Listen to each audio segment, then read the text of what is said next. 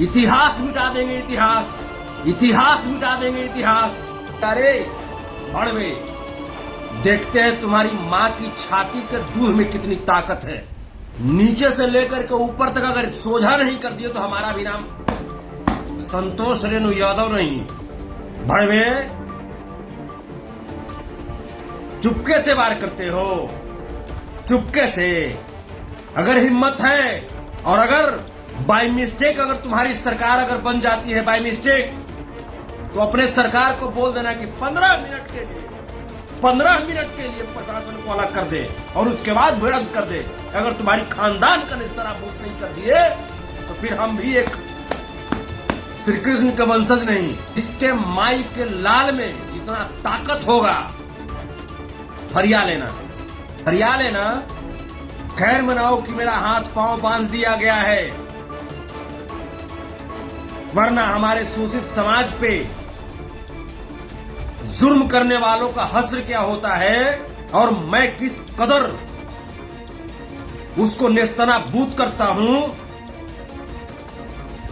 ये दुनिया बखूबी जानती है कि हमने एक शोषित समाज के व्यक्ति को मार दिया, ये कर दिया। रे भड़वे, कान खोल करके सुन लो।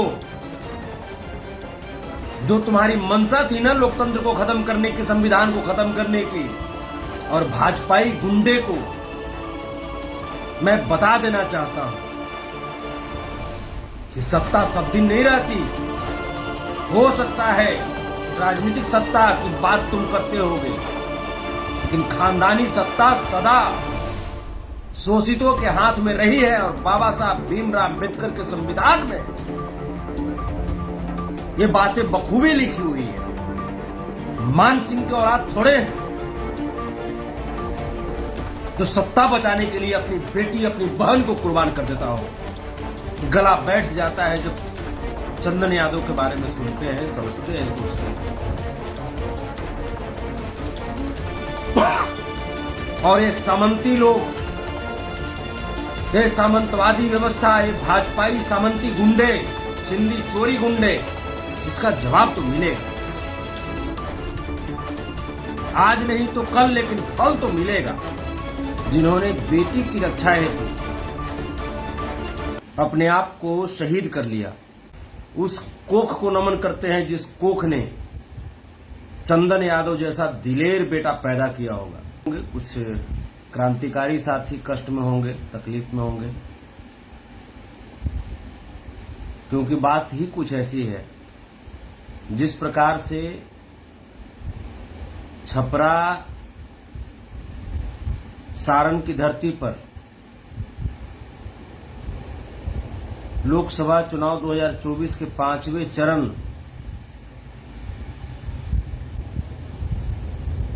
के दिन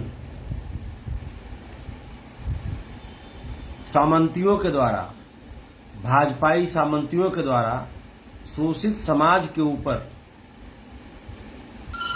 गोलीबारी की गई और उस गोलीबारी में शोषित समाज के एक जाबाज सिपाही, हम कह सकते हैं, चंदन यादव जी, जिन्होंने बेटी की रक्षा हेतु अपने आप को शहीद कर लिया। सबसे पहले इस लाइव में हम अपने भाई, अपने जाबाज सिपाही स्वर्गीय चंदन यादव जी की पवित्र आत्मा को कोटि कोटि प्रणाम करते हैं, नमन करते हैं, और उस कोख को नमन करते हैं जिस कोख ने चंदन यादव जैसा दिलेर बेटा पैदा किया होगा।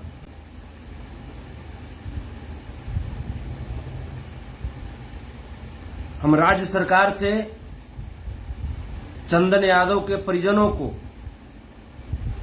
1 करोड़ रुपए की सहायता राशि, साथ ही साथ एक सरकारी नौकरी की मांग करते हैं। वहीं इस घटने में 2 अन्य मेरे जाबाज सिपाही सामंतियों की गोली से बाल बाल बच गए। एक का नाम गुड्डू यादव था, वह दूसरे का नाम मनोज राय था। दोनों अभी पटना के पीएमसीएच हॉस्पिटल में जिंदगी की जंग लड़ रहे हैं। मैं कल रात गया भी, उनसे मिला भी और उनकी स्वास्थ्य का जायजा भी लिया।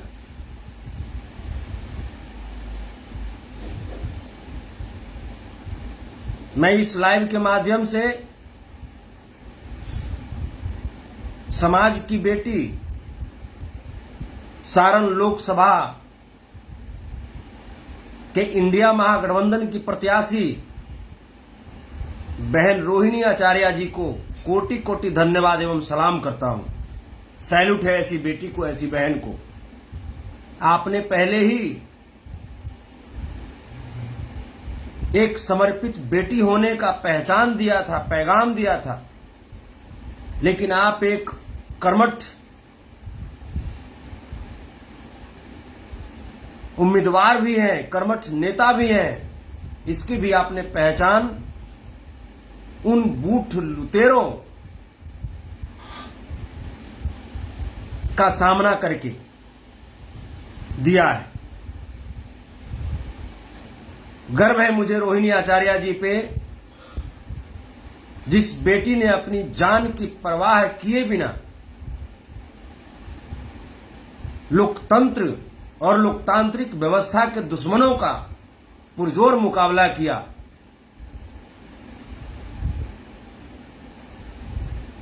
और ये सामंती लोग, ये सामंतवादी व्यवस्था, ये भाजपाई सामंती गुंडे, चिंदी चोरी गुंडे हमारी बेटी, हमारी बहन, समाज की बेटी रोहिणी आचार्य जी को जिस प्रकार से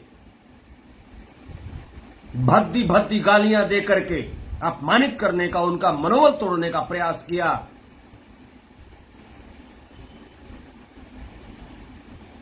इसकी मैं पुरजोर निंदा करता हूं।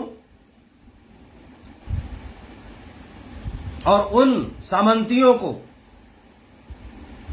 बता देना चाहता हूं कि इसका जवाब तो मिलेगा, इसका जवाब तो मिलेगा। आज नहीं तो कल, लेकिन फल तो मिलेगा।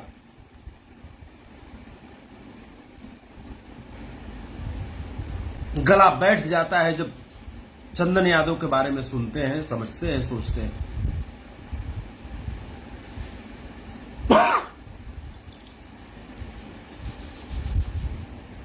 बहुत तकलीफ होती है, लेकिन गर्व भी होता है उस भाई पे, जिस भाई ने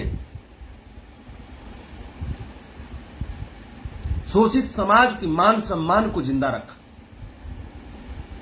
शोषित समाज की पहचान होती है कि जब उनकी इज्जत, उनकी आबरू पे अगर कोई हाथ डालने का प्रयास करे तो अपनी जान दे करके भी उस इज्जत को बचाए, उस मान सम्मान को बचाए। हम लोग मान सिंह के औलाद थोड़े हैं जो सत्ता बचाने के लिए अपनी बेटी, अपनी बहन को कुर्बान कर देता हो।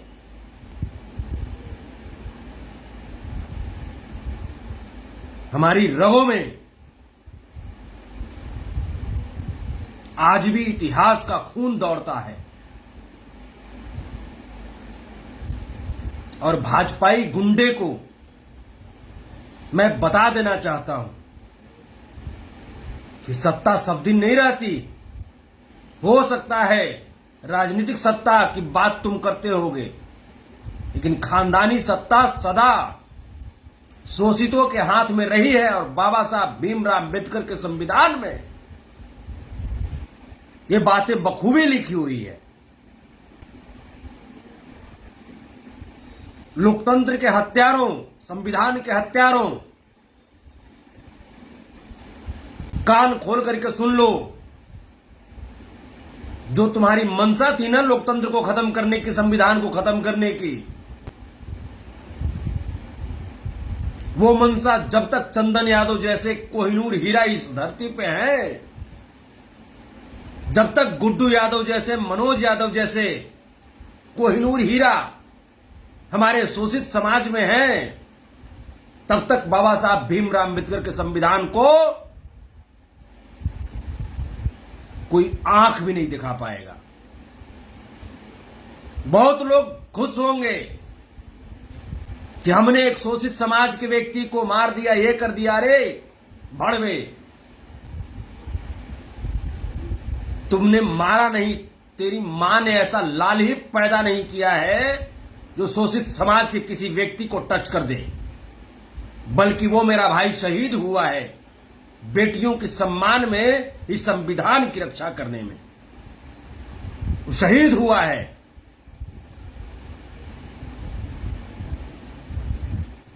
इसलिए अपने आप को ज्यादा हर्षोल्लास में पागल मत बनाओ, क्योंकि अक्सर पागलों को इलाज करने का तरीका हमारे घर से ही निकलते हैं। इसलिए अपने आप को पागल मत बनाओ।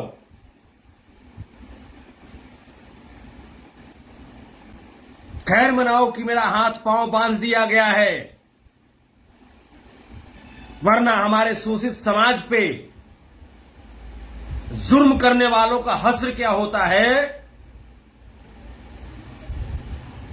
और मैं किस कदर उसको नेस्तनाबूद करता हूं,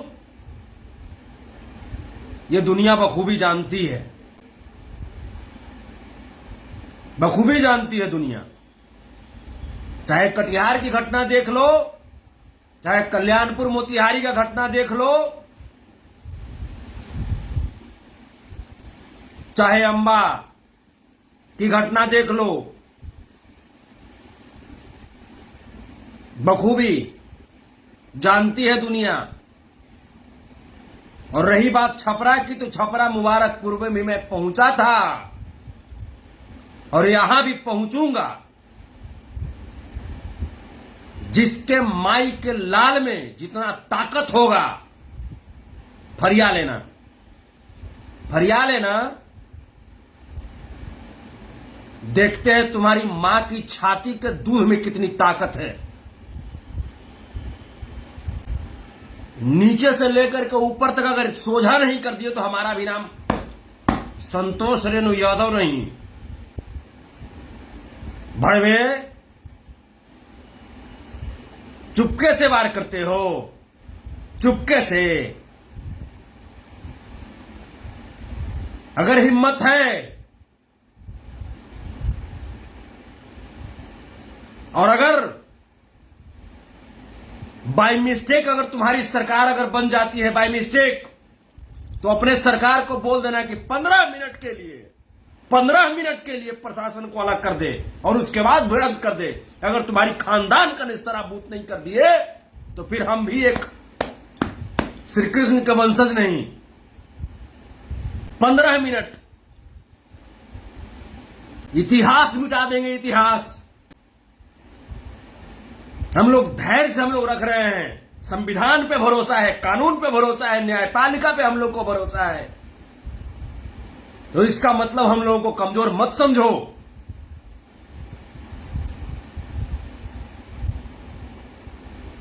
समाजवाद में हम लोग भरोसा रखते हैं।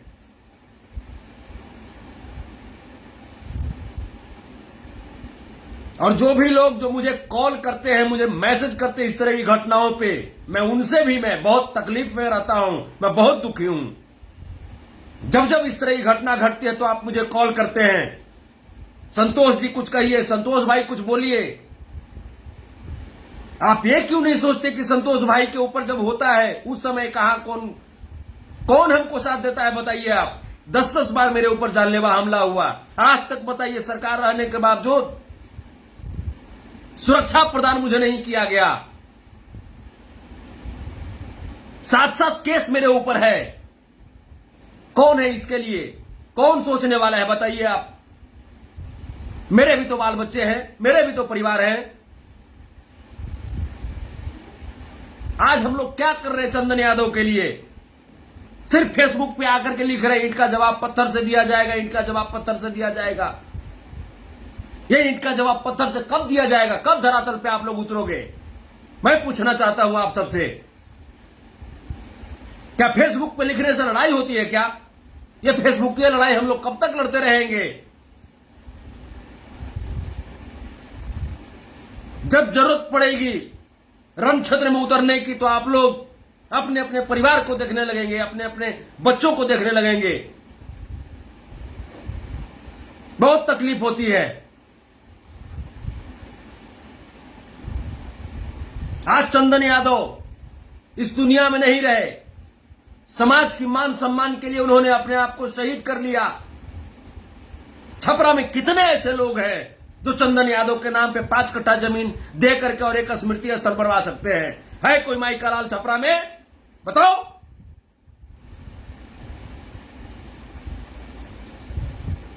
चंदन यादव शहीद सिर्फ अपने घर के लिए नहीं हुआ था, सिर्फ रोहिणी आचार्य दीदी के लिए नहीं हुआ था, हमारे लिए भी शहीद हुए चंदन यादव, आपके लिए भी शहीद हुए चंदन यादव। कितने लोग ऐसे हैं बताइए, बताओ ना आप सब। वरना ये सब सामंती की इतनी ताकत हो गई थी कि हमारे भाई को टच कर देता, हमारे भाई को टच कर देता। ये हम सब की बुज़दिली है जिसका फायदा वो उठा रहा है।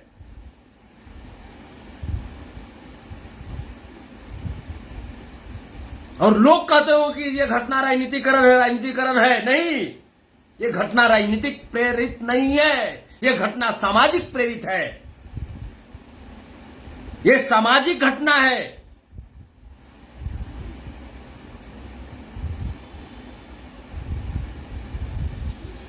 कितने लोग आएंगे? मैं चल रहा हूं, मैं चल रहा हूं वहां पे,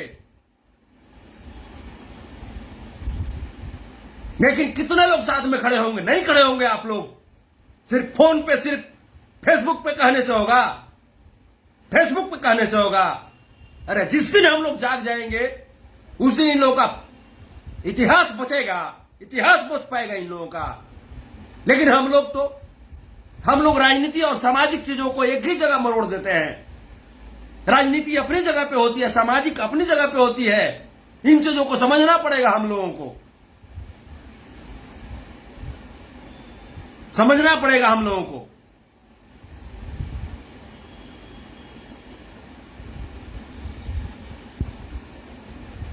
जन विश्वास यात्रा में हम घूमे, आप बताइए ना कितनी सुरक्षा मेरे पास थी, कितनी सुरक्षा मेरे पास थी।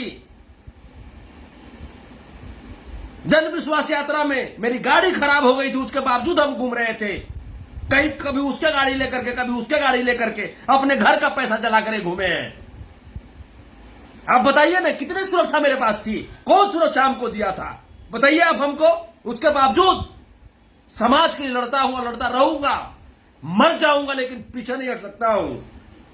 लेकिन तकलीफ इस बात की है कि जब मैं तकलीफ में होता हूं तो आप सब चुपचाप हो जाते हैं, चुपचाप बैठ जाते हैं आप सब। मुझे बदनाम कर दिया गया है कि जादव समाज की सिर्फ बात करता है। आप बताइए ना, कटिहार में जो मोना ठाकुर ने किया था उसके साथ में किया तो क्या गलत किया था? आप बताइए।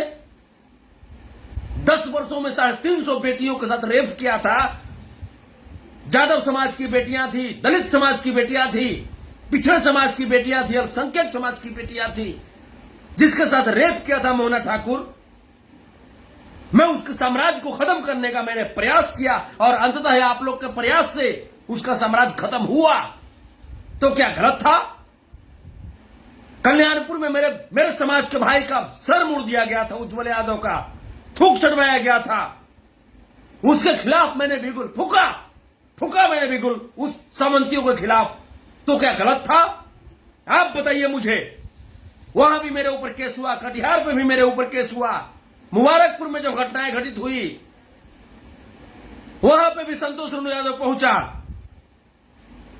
क्या हमारे पास 75 जान है? क्या हमारे पास 75 हृदय है? हमारे पास भी तो एक ही हृदय है ना। जिस दिन हृदय की गति रुक जाएगी, कौन आएगा, कौन चिल्लाने के लिए आएगा आपके बीच? क्योंकि आप सोए हुए व्यक्ति हैं, सोए हुए व्यक्ति हैं। आप चूड़ी पहन लीजिए, चूड़ी पहन लीजिए। मुझे इतना गुस्सा नहीं आता था, लेकिन गुस्सा इसलिए है क्योंकि आप सो गए हैं, सिर्फ फेसबुक पे लिखते हैं ईंट का जवाब पत्थर से देंगे, ये चलाएंगे, वो चलाएंगे, तिर चलाएंगे, भाड़ा चलाएंगे, ये सिर्फ आप फेसबुक पे लिखते हैं।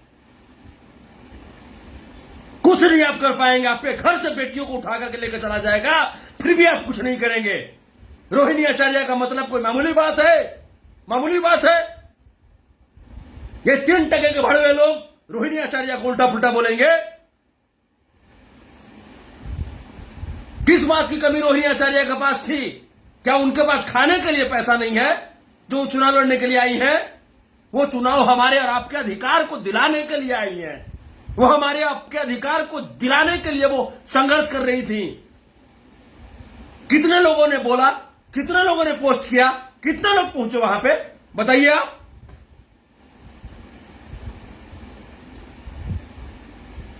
सिर्फ फेसबुक पे लिखेंगे ईंट का जवाब पत्थर से देंगे। चलिए ना संतोष सोनू के साथ, चलिए, नेस्तनाबूद कर देंगे उसको, घर में से निकाल करके उसको, घर में से निकाल करके सजा दिलवाएंगे उसको। लेकिन बनना पड़ेगा आपको भी संतोष रेणु,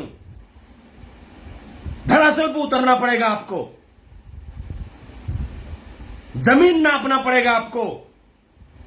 घर में से सो करके बेड पर और वहां पे फेसबुक पे ईंट का जवाब पत्थर से देंगे, इससे काम नहीं चलेगा।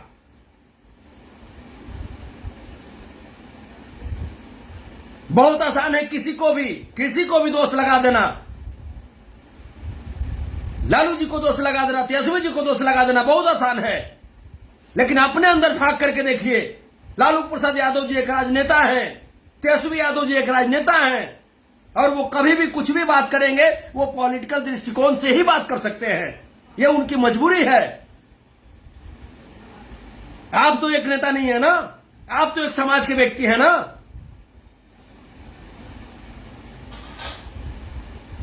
तो जो समाज के लिए खड़ा होता है उसके लिए आप कहां तक खड़ा होते हैं? कहां तक खड़ा होते हैं? मैं पूछ रहा हूं आपसे, कहां तक खड़ा होते हैं आप?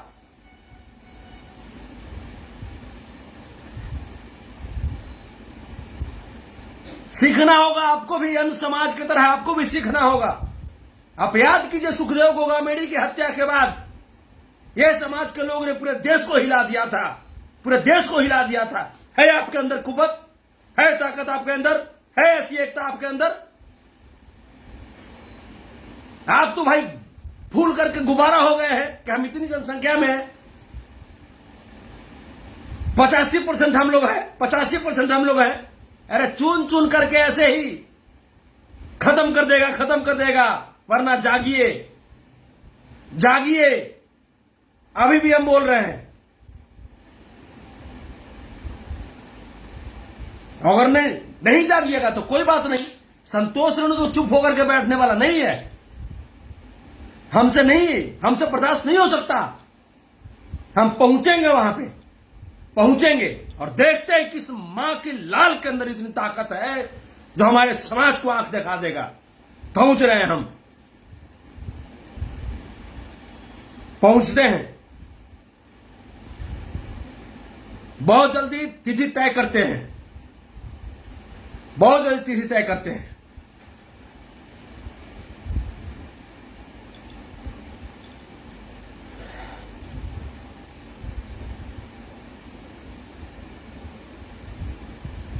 प्रणाम।